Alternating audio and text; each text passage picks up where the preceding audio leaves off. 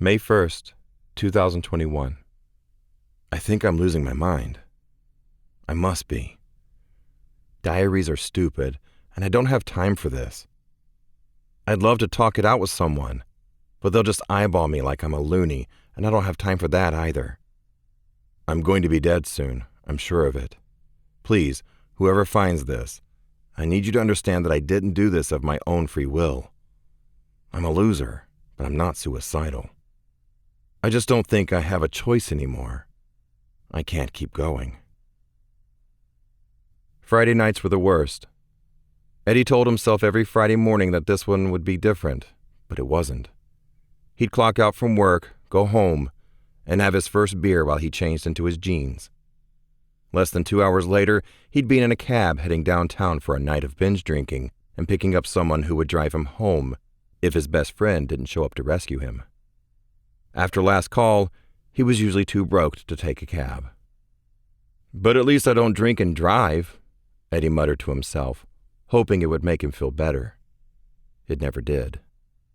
The bartender at Sweeney's cut Eddie off after only 4 beers. Enough is enough, Eddie. You're done for the night.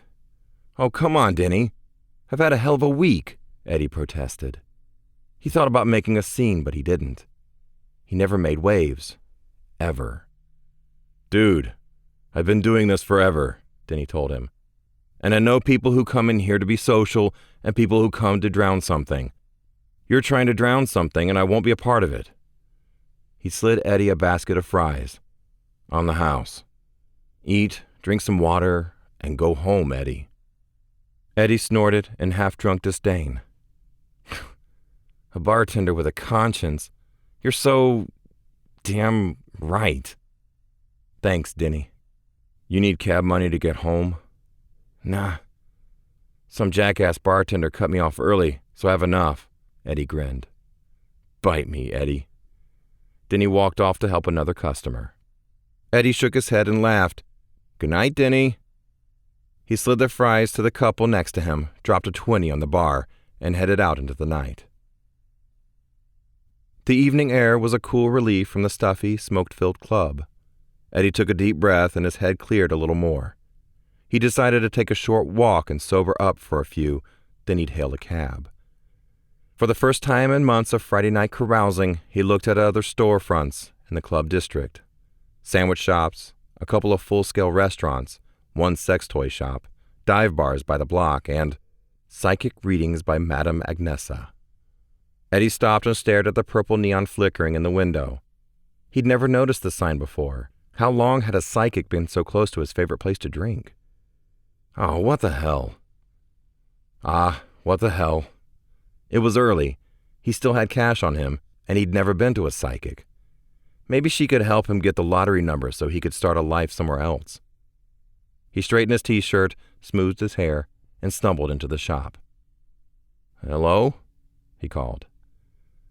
The room was cozy, lit only by one small touch lamp on a stand near the door, and several pillar candles on an old wooden table in front of a bay window. Hello? Eddie called again. A woman's voice called from a darkened doorway opposite from where he stood. Hello.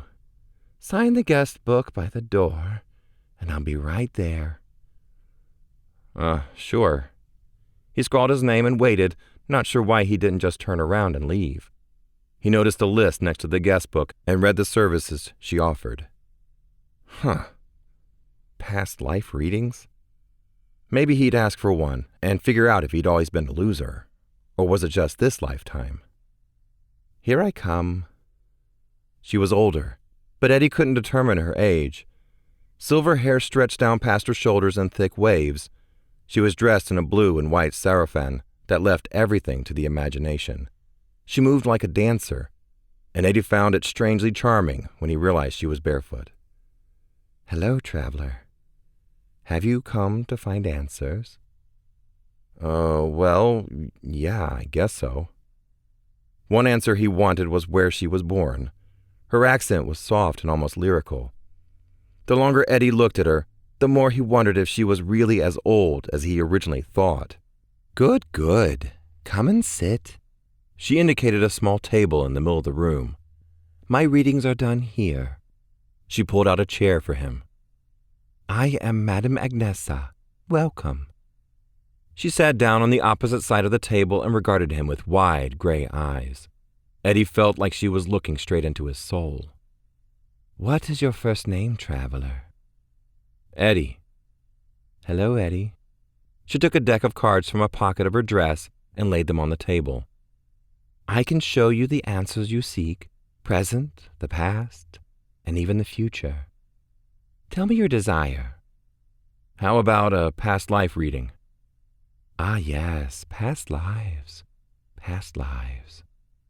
Agnesa shuffled the cards and laid 5 face down on the table. "Who were you, Eddie?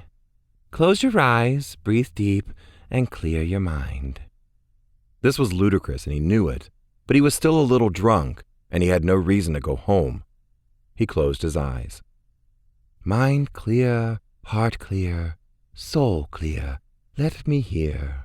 Clear the clouds so I may see who my friend Eddie used to be." A short pause. "I see a man." "Well, that's good. At least I wasn't a duck or something." Eddie almost laughed, but thought better of it. He shivered, but didn't open his eyes. "You are good-looking, well-dressed, dark hair, darker eyes. You are adored throughout the country. I see voting booths. A politician? No, wait. Higher than that. Don't open your eyes, Eddie, and reach your hands toward my voice." He leaned forward and reached out. Her cool hands took his, and he felt a sudden shock wave up both his arms. He tried to pull back, but her grip was firm. "I see. No, this isn't before. This is coming. This is who you will be. I see." Her hands shook. "It's you. You're the one." He was sobering up quickly. Eddie opened his eyes. Agnesa's eyes were squeezed shut, and tears slipped through her thick eyelashes. Still, he couldn't break her grip. "Diavolul, the end of everything." Fear chased the rest of the alcohol from his system. "What does that mean? Madam? Agnesa, let go of me." The psychic's eyes flew open and she let go of his hands. A sudden blast of cold air shot through the room, blowing out the candles and plunging them into near darkness. Eddie was very, very afraid. What the hell was that? Agnesa pushed away from the table and scrambled to her feet. "Get out!" When he didn't move, she pointed to the door. "I said get out!" Eddie stood up. "What did you see?" "You will return, Eddie, and you will bring death to millions. Monster! Diavolul! The end of everything! Get out!" "What are you talking about?" He backed toward the door. "What do you mean?" "Get out!" Agnesa flashed the sign of the evil eye at him. "Go! I cast you out!" Eddie reached for his wallet. "At least let me—" "No! Keep your money and get out! Never come here again! Diavolul!" Eddie left quickly, her shouts of Diavolo following him into the night. His whole body felt chilled, and he couldn't make sense of what she'd said. The end of everything? It was bullshit. It had to be. He quickly walked several blocks away from the shop and hailed a cab to go home. She's crazy. He shivered, remembering that cold blast of air, the terror in her eyes. She has to be crazy. May 2nd, 2021. I looked up every possible way to spell what that crazy witch said to me. The closest I can get is Diavoulul. It's Romanian for devil. I'm not a devil, but the things I've seen since then, it makes no sense. Did she do something to me? Was there something in the air that I breathed in? Did she hypnotize me? One thing's for sure, her shop is gone, completely. I went back and looked for it, and it's like that shop front has always been empty. Where did she go? What the hell is happening to me? Eddie hid in his apartment all day Saturday and only left to do his laundry on Sunday. Every time he remembered the terrified woman screaming at him, he would turn up the TV and try to distract himself. He craved a drink. but wouldn't give in to the desire. He knew deep down she was full of it. All psychics were. But God, she was so adamant, so convinced he was going to come back to this what's-it, that he couldn't just write off her fear. Reincarnation? He'd seen movies. He read dumb stories in the tabloids about kids who knew too much about the past. But it wasn't real. It couldn't be. He jumped when his phone rang. Eddie laughed out loud. Madame Agnesa didn't have his phone number. He didn't write it down in her guest book.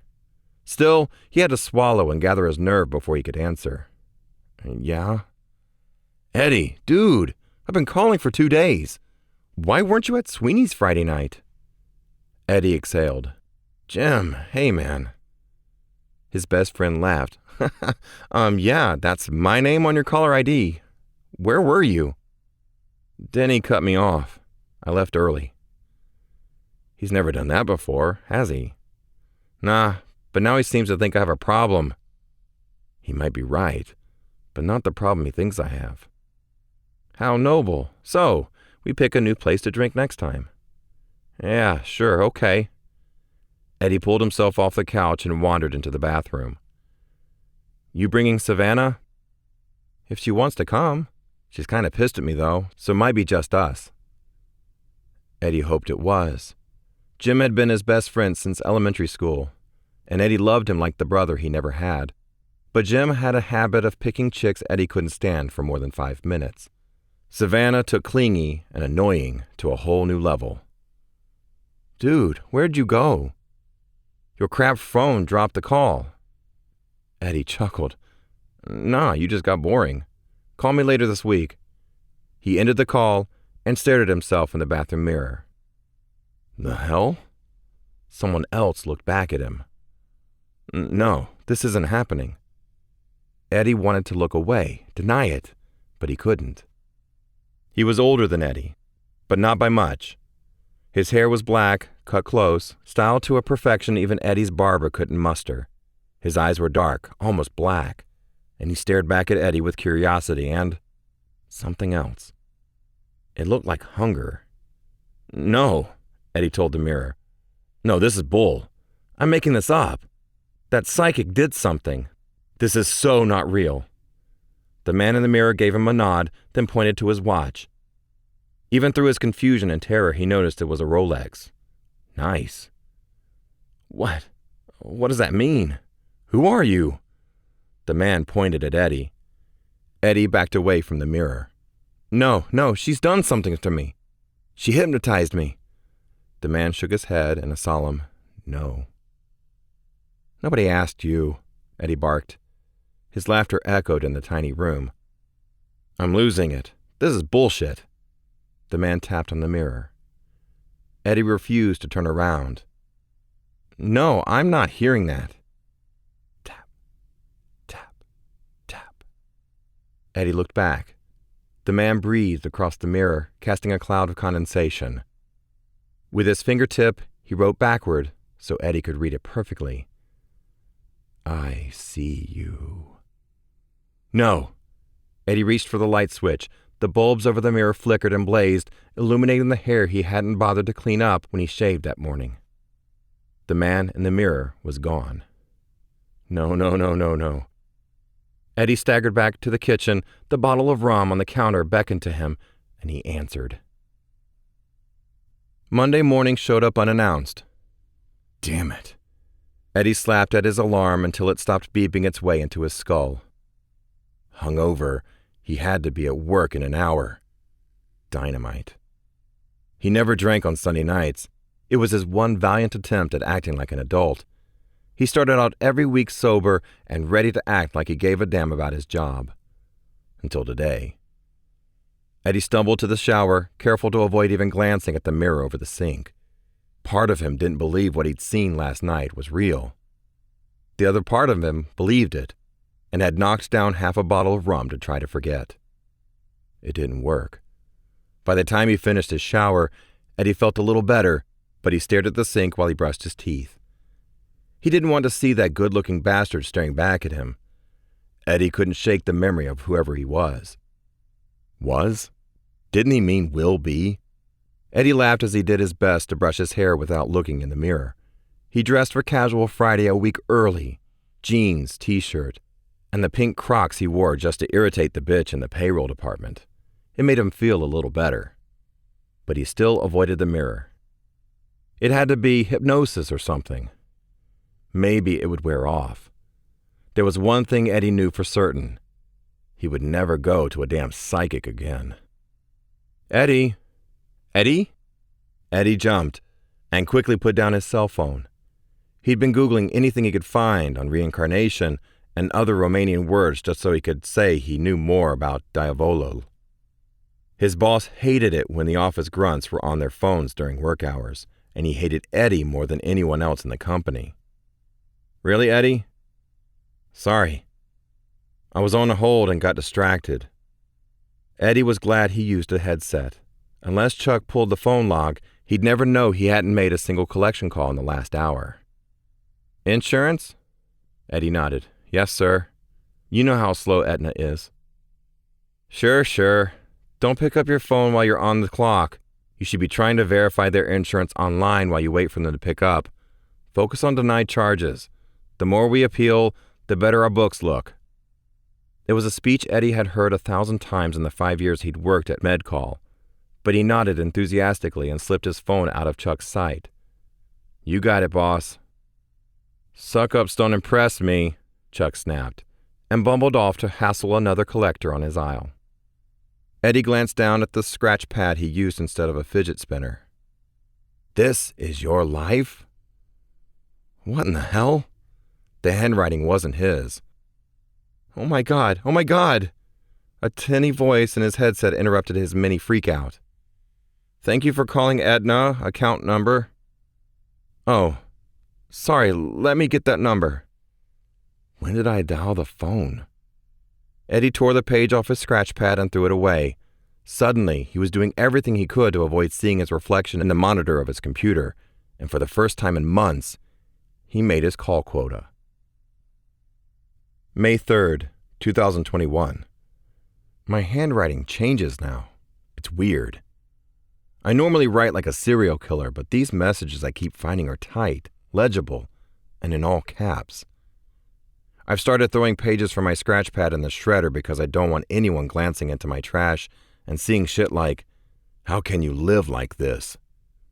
Destroy the one who berates you. You poor bastard. Do you have a woman? That one pisses me off. I'm not making this up. This isn't a joke. I'm getting scared. What if he's real? What if that crazy psychic got it right? What if I come back as someone who'll kill millions? Can I stop this? Stop him? Or am I just losing my mind? I still won't look in the mirror. Tuesday came with another hangover, but he shaved, put on one of his better suits, and went to work, determined to stay off Chuck's radar. He should have known better. Well now, look who we have here, Chuck said after Eddie clocked in. The human potato made sure to say it loud enough to catch the attention of two collectors on his row. Eddie sighed. Corey and Delana both hated him for reasons he couldn't figure out, and he honestly didn't care. Plastic people got on his nerves, and those two were a special level of fake. Someday he'll get up the nerve, trace their home phone numbers, and tell their respective spouses Corey and Delana were sleeping together. But now they watched and snickered, and no doubt planned their lunchtime gossip session to amuse the rest of the collectors. His whole team would know what happened. What do you want, Chuck? Eddie stared at his boss. You usually don't bust my balls this early. Chuck bristled. Excuse me? Eddie couldn't believe he'd said it, but he kept going. You should really try pleasuring yourself more often. You might be less of a jackass. Now say what you're going to say and waddle on, because I have a goal to hit. Corey and Delana stared at him with wide eyes. When Chuck glared at them both, they turned away and put on their headsets. Chuck stared at Eddie in shock. I should write you up for that, but... Just sit down and work, Eddie, and save the suit for someone who thinks you're special. Eddie smiled. Do you find release from such a weak insult? Have a fine day, Chuck. Chuck backed away from Eddie and hunkered with Corey and Delana to no doubt discuss new and unusual ways to fire him. Though it felt fantastic to finally call that miserable jackass out on his verbal abuse, Eddie was still in shock over what he'd said to his supervisor. That wasn't like him. Eddie never made waves. Ever. Eddie fired up his computer and pulled up his call list for the morning. Maybe he was just overly tired. Maybe he needed to stop drinking on work nights. Maybe some crazed sociopath who wasn't even born yet was speaking through him. "I'm going insane," Eddie muttered, and called Geico on a motor vehicle accident claim. Eddie soundly beat every collector on his team, bringing in over $500,000 in a space of 5 days. Chuck, still smarting over being embarrassed, avoided complimenting him, but the director emailed him with heartfelt congratulations and even gave him an extra day of paid time off. Great. I'll take it when I figure out what the hell is happening to me, Eddie thought, but thanked the director and used the bonus in his paycheck to buy a new suit. The suit, a better haircut, and his new assertive attitude carried him through the Friday and another planned night of drinking with his best friend Jim. He didn't feel like debuting his new look to Denny at Sweeney's, so he asked Jim to meet him at Crime Scene. It was one of the dumbest themed clubs in the city, but it was crowded and loud. If he could get drunk enough to unlock his tongue, he'd tell Jim about the psychic, about the man in the mirror, about suggesting Chuck should play with himself more often. He chuckled. He'd tell Jim about the last part anyway. Eddie took a cab to Crime Scene and let the hostess frisk him as he stood inside a chalk outline of a body, then graciously tipped her a $20 he didn't know he had in his suit jacket to find a table in the back. The perky, vacant blonde showed him to his table, and he jumped when she pinched his butt before she sashayed back to her station. He thought about asking for her number, but he thought he might wait until he and Jim left the club. It would impress his best friend to see Eddie flirt with a woman. Ed? Eddie saw Jim and waved him over. His smile faded when he saw Savannah tagging along with him. So much for talking out the mirror man with Jim. This mouthy bitch wouldn't let him get a word in edgewise. Still, he stood when she approached. Hey, Savannah. She stopped and stared at him. Eddie? Is that you? She gave him that haughty sneer he hated almost as much as her laugh. You never dress up like this. Who died? Eddie ignored her and fist-bumped Jim. Beers are on the way. What do you have, Savannah? Just seltzer water. I'm driving. Damn. He had hoped she would drink. She didn't talk as much when she drank. Jim was sizing him up. Seriously, dude. Did you get a raise or something? That suit isn't cheap. Nah. Just got tired of dressing like a scrub. I've had enough of Sucky Chucky the Potato Man, dude. I think it's time to look for something else. You know, you really shouldn't talk about your management like that, Savannah said. If someone around here knows who he is and hears you, you could get fired or something. Then how would you buy your knockoff suits? Savannah, Jim barked. Give it a rest, would you? Why? He's a loser, Jimmy. We were supposed to go to dinner and talk about saving our relationship, but I have to watch you drink with him? No, you pathetic shrew, you don't. Savannah bristled, and her face turned a very unattractive red. What did you call me? Eddie leaned forward. Shrew. Vulture. Harridan. Look up that word if you need to. I'll wait. Savannah was apoplectic. Jimmy, are you going to let him speak to me that way? Yes, he is, Eddie said. He held up his hand when Jim tried to protest. He is going to let me talk to you this way, but don't worry your bleach blonde head off your little neck. He'll choose you over his best friend, even though he knows you've screwed around on him multiple times since you've been together. He'll choose you, put the ring on that bony finger, and I'll wander off into the sunset knowing that, while I miss my best friend, I never have to look at your mismatched nipples showing through your too-sheer t-shirt. You paid your doctor way too much for those fakies, Savannah. Eddie stood and threw a 50 down on the table. Call me later or don't, Jimbo. I'm going to find out what time the hostess gets off work. May 4th, 2021. Whoever finds this, go by Crime Scene and tell Gina the hostess I'm sorry. I really did like her. Fantastic body, fun to talk to, intelligent. Everything I wanted in a girlfriend. But I couldn't keep in contact, not knowing what I know. And after everything else that happened, I didn't want to risk her life too. Tell her Eddie said he's sorry, that she deserved a better shot at a long life. I did all of this. I mean, it was my body, my hands, my fingerprints. I did it. But I didn't do it of my own free will. Please, someone go look in the mirror and see if he's there. Because I can't. There was a voicemail waiting for Eddie when he came back upstairs after walking Gina to her taxi. Eddie, you jerk. I had to spend all night listening to Savvy trash you about being so mean. Dude, that's my girlfriend. Man, I don't want to lose you, but she's going to lean on me until I tell you to go to... Eddie hit the delete button. Jim was his best friend.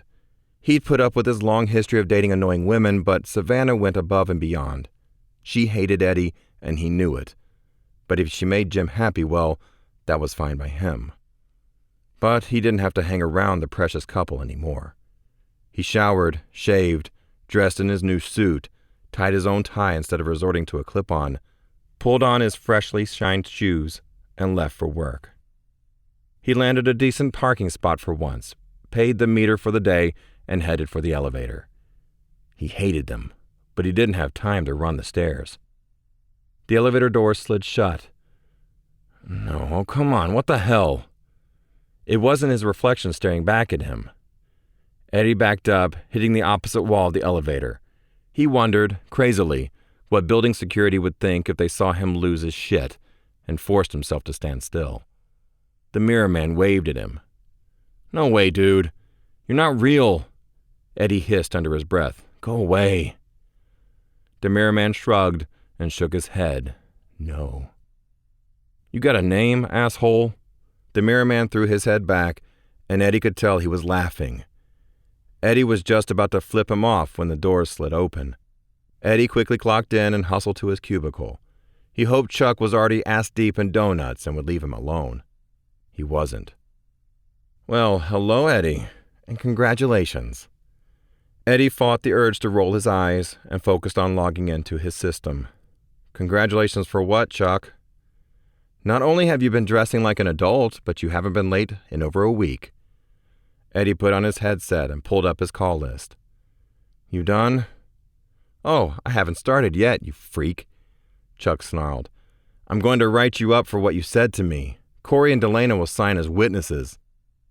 After they finish beefing each other? Excuse me? Eddie spun his chair around to face Chuck. I'm busy. Someone has to make calls since they're too busy trying to break the baby changing table in the downstairs restroom. So if you're through waggling your pecker around, please go away so I can work. Fine, but we're not done. Sure, okay. Eddie turned back to his call list with a smile stretching from ear to ear. It was the second time in less than 2 weeks he'd made Chuck back away from him. His email dinged. He pulled it up as he punched in his first phone number. Eddie, I'd always suspected Corey was cheating on me. Thank you for the proof I needed. I'm calling my lawyer now. You're a good guy, Eddie. Thank you for this. Melissa. Oh my God. Eddie disconnected his call before it could ring. He opened the email attachment and stared in horror at the video of Corey and Delana going at it hard and heavy in the downstairs restroom. There were even photos of Corey taping an out-of-order sign on the restroom door to ward off interlopers. Who took the pictures? Had he done it? If he had, when? And how did he know Melissa's email address? He'd only met her at the company Christmas party, and they'd never spoken. At least, he thought they hadn't. Eddie wanted to leave, clock out, and go home, but he couldn't. He called on his first claim and tried to pretend he didn't feel good about what he didn't remember doing. He made goal again that day, and Chuck avoided him like the plague. That night, Eddie crawled into his favorite sleep pants and worn-out U2 concert shirt and threw himself down on the couch, determined to avoid any social contact that didn't involve pizza delivery. And any reflective surfaces. Not tonight, creepy corporate mirror man, he told the empty apartment and laughed out loud. I guess that's what I'll call you. Mirror man. Sure wish you were already born so I'd know your damn name. Tap, tap, tap. Eddie froze, a sloppy slice of pizza dripping sauce onto his shirt. Oh, come on. He turned up the TV in response, trying to drown out the tapping. But he couldn't resist the curiosity. He had to know if his apartment had mice, or if some not-born-yet weirdo was trying to get his attention through the mirror. Again. Eddie went to his refrigerator for another bottle of beer. I'm going to need AA because of you, asshole. He called down the hall to his bathroom. Tap, tap, tap. I'm coming. He flipped on the bathroom light. Dude, really? Another message had been written in condensation. 2 down, 2 to go. You should thank me. You did this? You sent those pics? How? What the hell is going on? Nothing. No mirror man, no new message. Eddie laughed despite his fear. Fine, thanks. I hated them both, Melissa and Tommy. They're both nice people. They don't deserve this. Now, let me eat my pizza in peace. He headed back to his couch and collapsed. He heard the tapping again, but this time he ignored it. Corey's bellow of rage interrupted Eddie at the time clock the next morning. Bastard! You ruined my marriage! Corey lunged. Eddie didn't think. He'd sidestepped the attack and let Corey crash face first into the opposite wall. Eddie clocked in quickly so he wouldn't be counted as late and ducked when Corey flew at him again. Really, Corey? You banging that hag Delana didn't affect your marriage at all? Corey lashed out, and Eddie leaned into the punch, taking it across his jaw. It hurt, but Eddie laughed at him. Corey stopped. Seriously? You're laughing? Eddie nodded and pointed at the security camera. Smile, jerk. Corey groaned. This isn't over, you son of a bitch. Eddie laughed again. Yes, it is. You assaulted me. I hope you have time to pack your desk before the cops get here. He turned his back on Corey and walked to his desk. Delana glared at him with pure hatred, and Eddie blew her a kiss. Eddie bought a 6-pack of beer to celebrate Corey losing his job and being arrested, and wondered how hard it would be for that jackhandle to post bail. I'll get killed if he gets out of jail, Eddie told his empty apartment. Tap, tap, tap. Oh, geez. How are you getting louder? Eddie pulled himself off the couch and stumbled to the bathroom. What do you want now? He was there, well-dressed, perfectly coiffed, the epitome of a well-dressed king cobra, or the Antichrist. Gee, if I'd known you were going to dress up, I would have shaved. The mirror man shook his head. More condensation and a message. Destroy the ones who berate you. Yeah, I know. You wrote that on my scratch pad at work. You had something to do with getting him arrested? No one knows who called the cops. Mirror man shook his head again and pointed to Eddie. Look, I don't know what's wrong with me, and I don't know why I'm even talking to you. I'm not going to admit you're real, but can't that psychic be wrong? Do you really plan on killing millions? The man in the mirror's expression darkened. He breathed across the mirror and wrote, Yes. Jesus, why? You have free will. Why would you do this? Mirror man tapped his Rolex. What? You got a time limit? You can only drive me psycho for 10 minutes at a time? Sooner than later.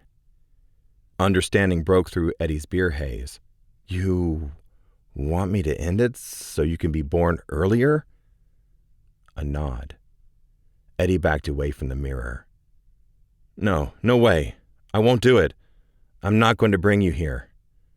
No choice. Everyone dies. Yeah, but not today. Go away, mirror man. He found his way back to the couch. I won't. I'll find a way to stop you. May 5th, 2021. I got a raise at work. Chuck was pissed to announce it at staff meeting, but it could have been worse. I could have accepted the promotion they offered me. Jim still isn't talking to me, but Savannah is sending hateful texts from Jim's phone. I guess I'm supposed to believe it's from him or something. Problem is, Jim can spell. She speaks in that weird Gen Z abbreviation speak that makes no sense without a decoder ring. I won't answer them. I thought about playing with her, but there's no point. I still want my best friend to be happy. Hey, Mirror Man, if Savannah Giles Bernard is still alive when you show up, get her first. 10 days flew past, with Chuck ignoring him, Delana glaring at him, and trying to sabotage his call list. She couldn't. And no contact whatsoever from Mirror Man. Eddie felt better than he had in weeks. No alcohol, no hangover. He even went to the gym to run on the treadmill for the first time in 4 years he'd been paying for a membership. Maybe it was over. Maybe he'd be right about the whole hypnosis thing, and it finally wore off. Just say no to psychics, he muttered as he shaped his goatee. He thought about reaching out to Jim and decided against it. Tonight he'd go back to Sweeney's, limit himself to iced tea, and prove to that douchebag Denny that he didn't have a problem. At least not anymore. He got the reaction he wanted when Denny saw him. "Wow, Eddie, is that you?" "Hey, Denny. Burger, medium, hold the onions." He ambled toward one of the tables. "Hey, whoa, what is this? You're not sitting at the bar?"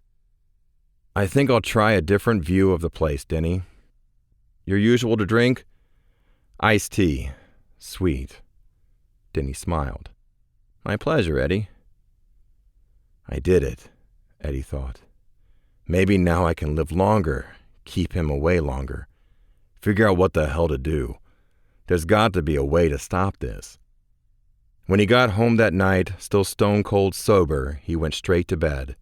A good night's sleep felt like the best way to celebrate the new Eddie. He thought he'd go for a run in the morning. A real one. Outside.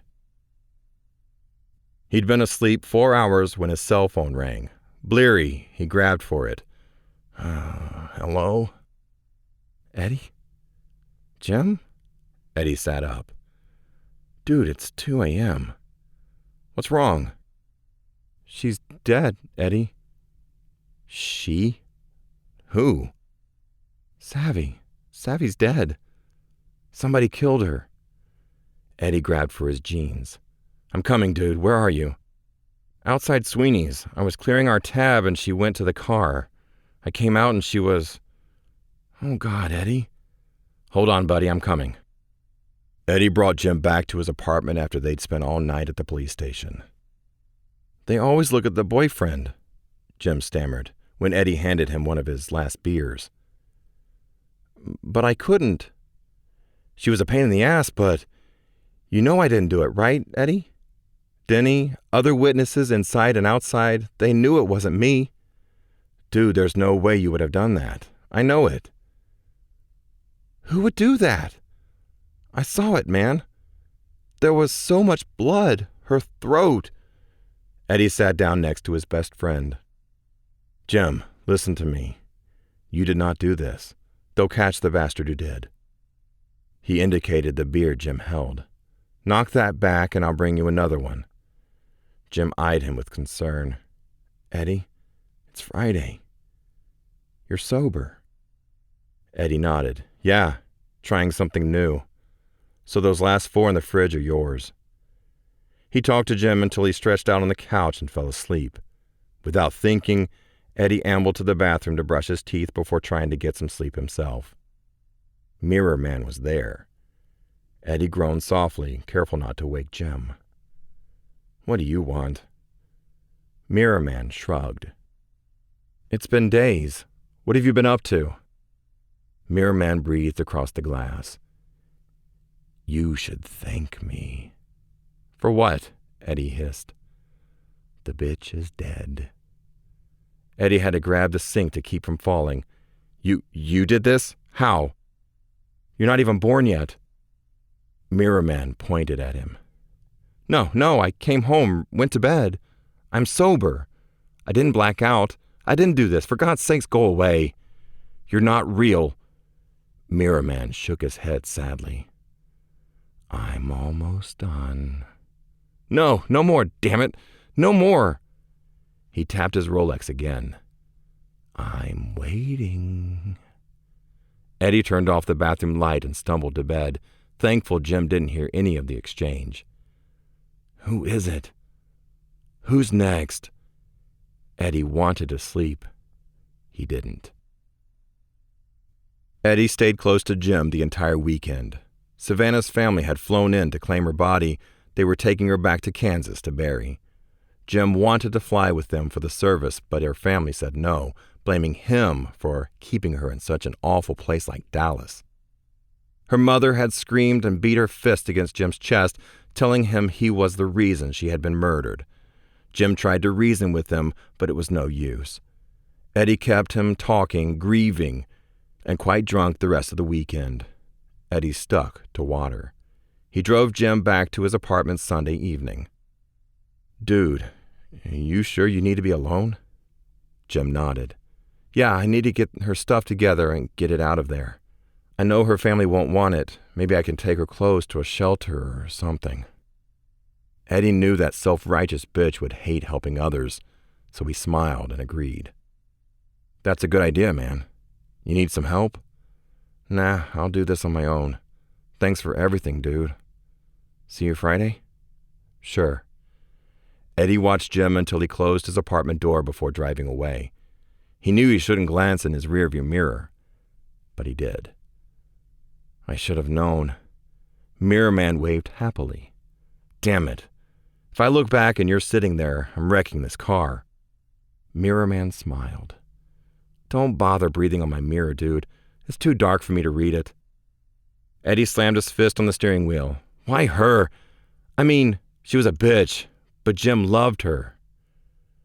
Tap, tap, tap. Explain it later. I'm driving.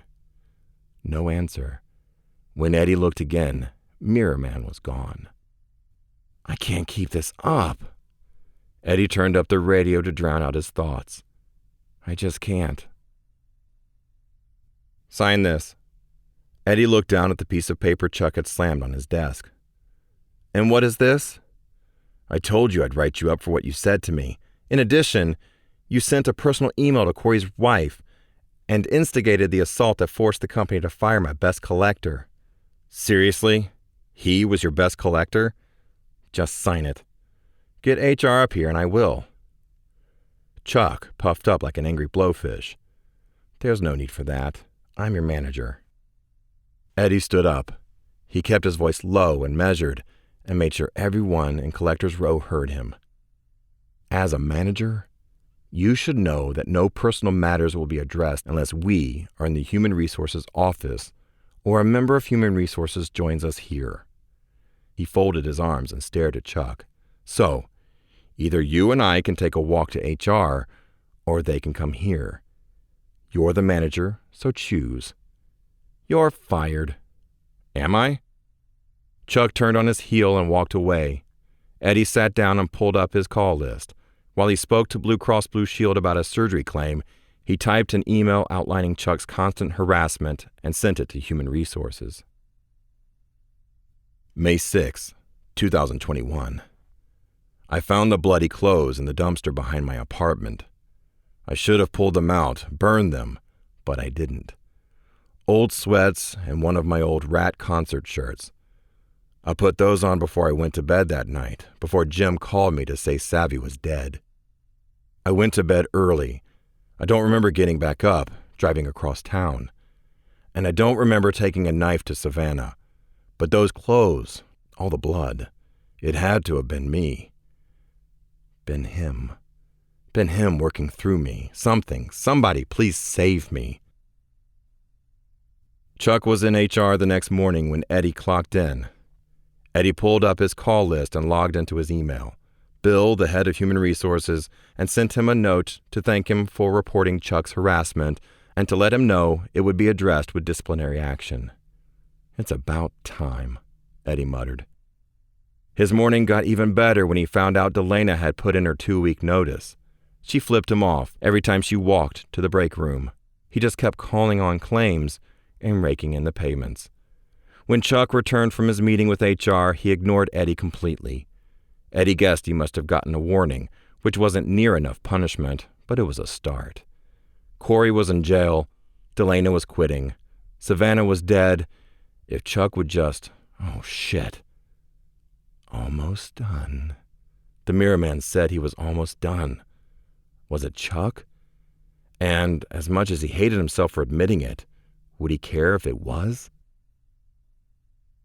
The next morning, Bill from HR called Eddie to his office. "Have a seat, Eddie. I have something I need to talk over." Eddie sat down, uneasy. "What's up, Bill?" Bill sat across from him. "I'll just get right to it. We want to offer you a management position." He held up a hand before Eddie could protest. "I know you turned down the last one, but this is over your current department. I know you are more than qualified to run the business office." Eddie's stomach nodded. "Sir, I don't follow." "Where's Chuck?" Bill paled. Oh, Eddie. I thought you'd heard." "Chuck was killed last night." "Oh my God." Eddie ran his hand through his hair. How? What happened?" Bill shook his head sadly. He was walking home from the convenience store about a block from his house. He was hit by a drunk driver. "Oh, man." "Yeah, this is where it gets weird. Some people say he stumbled off the curb and was hit. Some say he was pushed, but they didn't see who did it. Eddie, you okay?" Eddie couldn't breathe. "I'm sorry. It just came as such a shock." Bill nodded. "I know. It's been a blow to all of us. I know Chuck was a bastard, but he did have a family. I've asked for employee assistants to meet with your team to help process any grief and to assist with the transition to you as their new manager. That is, if you'll take the position." Eddie said yes. He didn't know what else to do. May 7th, 2021. "This is it. It's over. I have to run. If I run, start over somewhere. He won't be able to destroy the people around me. I'll still die. But maybe no one else around me will. He's real. He's coming. And you're all screwed. I won't be. I'll be dead. I'm sorry." That night, Eddie went to the bathroom mirror and called for the Mirror Man. "Come on, you son of a bitch. Show yourself." The Mirror Man appeared moments later. He shrugged, asking, "What do you want?" without saying a word. "You killed Chuck." The Mirror Man shook his head and pointed at Eddie. "Cut the crap, asshole. You know you did it. I hated him, but that was no reason to kill him." Words in condensation. "You wanted him gone. Just like the woman. Why do you fight what you really are?" "I'm not a monster. You are." "Stop denying it." Who else? Who else is on your list?" Mirror Man shook his head. "Last one."